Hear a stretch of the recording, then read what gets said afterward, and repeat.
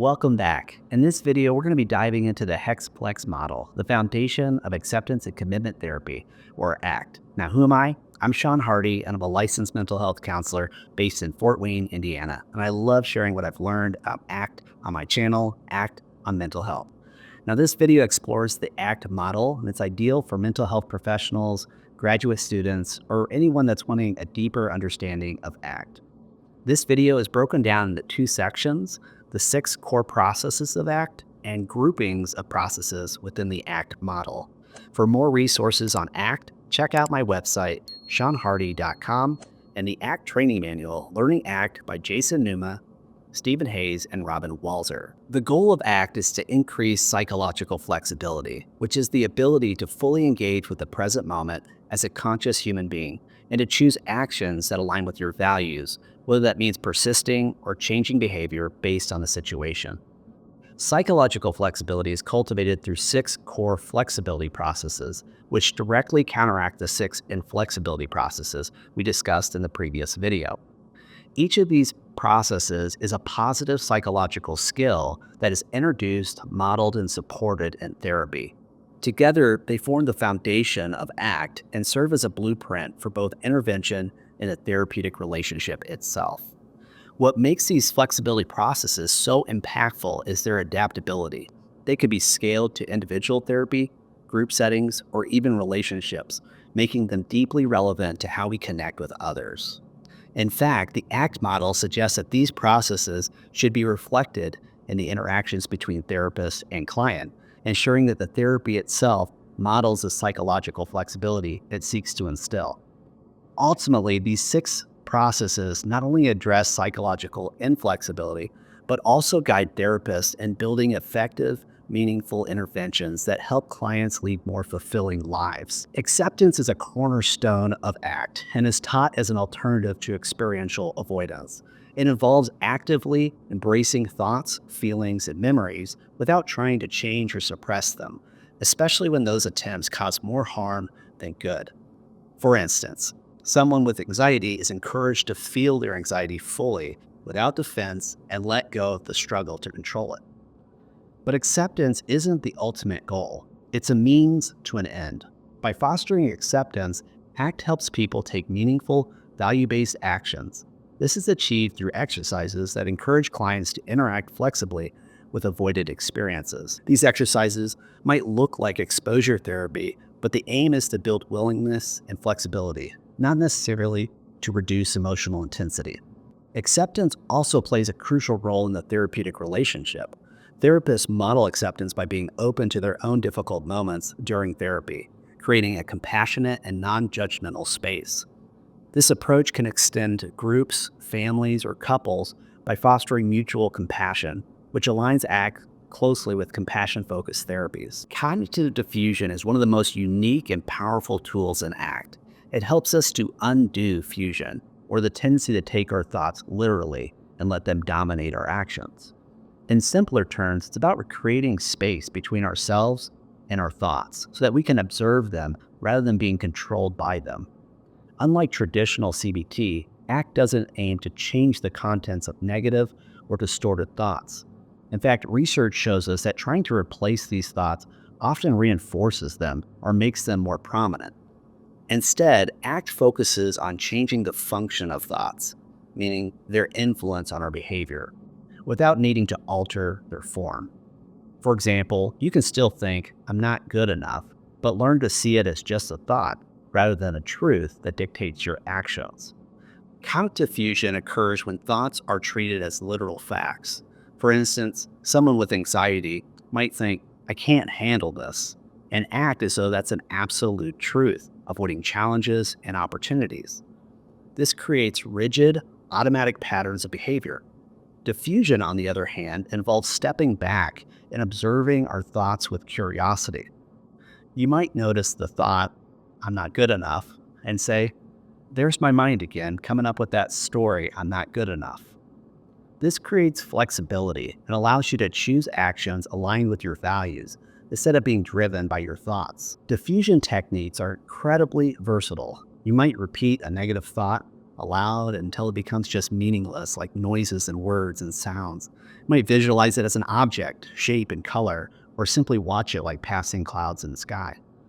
The goal isn't to eliminate thoughts, but to relate to them differently, reducing their grip on your behavior and increasing your freedom to act with intentionality. Being present is a fundamental process in ACT, promoting non-judgmental, ongoing contact with what's happening in the present, both internally and externally. The goal is to cultivate present moment awareness where attention is flexible, fluid, and voluntary, allowing us to fully engage with the here and now. When we live in the conceptualized past or future, we become stuck, dominated by fusion, avoidance, or endless thinking. This often leads to repeating old patterns and forecloses new possibilities for growth and learning. In contrast, being present allows us to be more responsive, aware, and open to the opportunities and challenges of the current situation. In ACT, being present is closely linked to developing a sense of self called self as process. This is an ongoing practice of noticing and describing thoughts, feelings, and other private experiences in a diffused, non-judgmental way. By cultivating mindfulness, individuals learn to observe and engage with the richness of the moment, rather than getting caught up in the mental chatter or judgment. In therapy, present moment awareness is key to fostering flexibility, both for the therapist and the client. They're encouraged to attend to what's happening in the room and use the therapeutic relationship as a foundation for meaningful work. Self as context is a powerful concept in ACT that helps us to connect with a deeper, more stable sense of self, a self that's not defined by fleeting thoughts, feelings, or experiences. From a relational frame theory perspective, this sense of self is like a context or an arena in which all experiences occur, rather than the experience itself. It's the I that remains constant no matter what questions we ask ourselves. Through experiential exercises and metaphors, ACT helps individuals contact this perspective of self as context. This fosters a sense of detachment from the constant stream of thoughts and feelings, creating space to observe them without becoming entangled by them. It's like stepping back from the word machine in our heads and seeing ourselves as the observer of our experiences, rather than being defined by them. This perspective also introduces a sense of transcendence, which can add a spiritual dimension to our human experience. From this vantage point, we can observe the flow of life without being attached to its content, naturally fostering diffusion, acceptance, empathy, and compassion. It's a perspective that allows us to feel connected not only to our own experiences, but also to the experiences of others. This expansion of awareness helps us to connect more deeply with others and with the broader context of life. In ACT, values are at the heart of building a meaningful life. They're not goals to be checked off or objects to be obtained, but chosen qualities of actions, ways of being and doing that can guide us moment by moment. Think of values as verbs and adverbs, like to connect deeply or to contribute generously, rather than nouns or static achievements. ACT helps clients to clarify these valued life directions across areas like family, career, or spirituality. Through experiential exercises, clients identify what truly matters to them, while challenging unhelpful patterns like avoidance, social compliance, or fusion. ACT asks clients, if you could choose what your life could be about, what would you choose? Values also form the foundation for the other core processes in ACT, like acceptance, diffusion, and being present. These processes aren't ends in themselves. They're tools for clearing the path to a values-consistent life. Without values, even effective therapeutic techniques can feel aimless. ACT defines truth pragmatically, not in terms of whether a belief corresponds to some external reality, but whether it helps a person to live a richer, more meaningful life. For example, a client might say, I'm unlikable, and my life is ruined. Rather than debating whether that belief is true or false, an ACT therapist asks whether holding on to that thought helps the client move towards a value. The focus is on workability, whether the thought serves the client's chosen direction, not on proving or disproving the thought itself.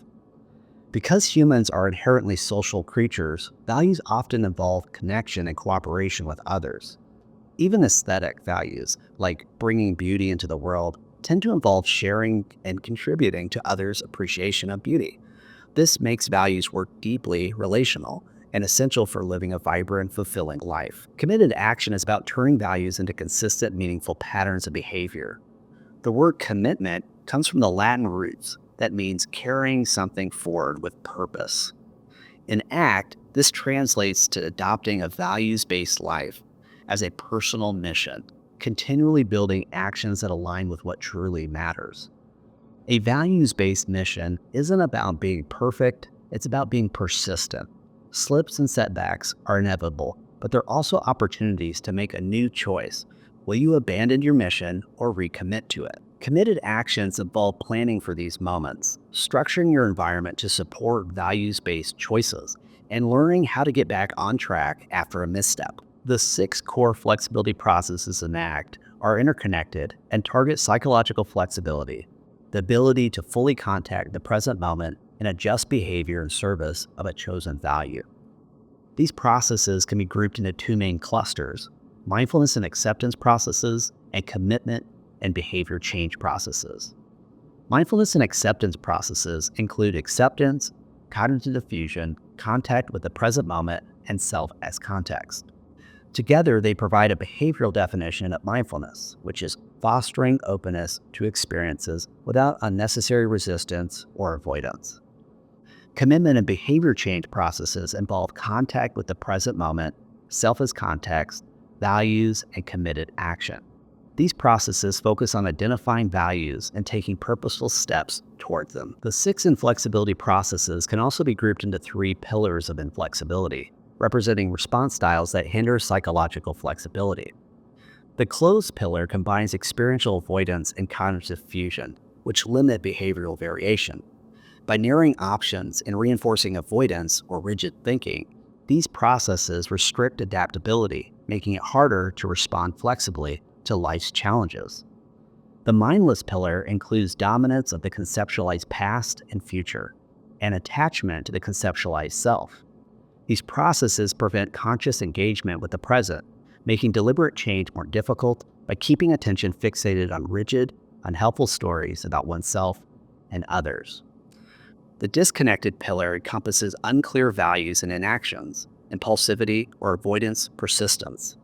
Without clarity or commitment to meaningful values, people struggle to select and sustain positive behavior changes, leading to a lack of direction or vitality in life. In contrast, the 3 pillars of flexibility reflect the processes that foster psychological flexibility and healthy change. The openness pillar comprises acceptance and diffusion processes. This pillar creates space for all thoughts and feelings to be experienced as they are, rather than as what they claim to be or we wish them to be. Openness dismantles rigid patterns of avoidance or fusion, encouraging healthier variation and adaptability. The awareness pillar centers on the contact with the present moment and self as context processes. This pillar develops flexibility, focused attention. Awareness allows individuals to be fully present and responsive to what truly matters in the moment. It's also the foundation of the therapeutic relationship in ACT, where both therapist and client are encouraged to remain present and attuned.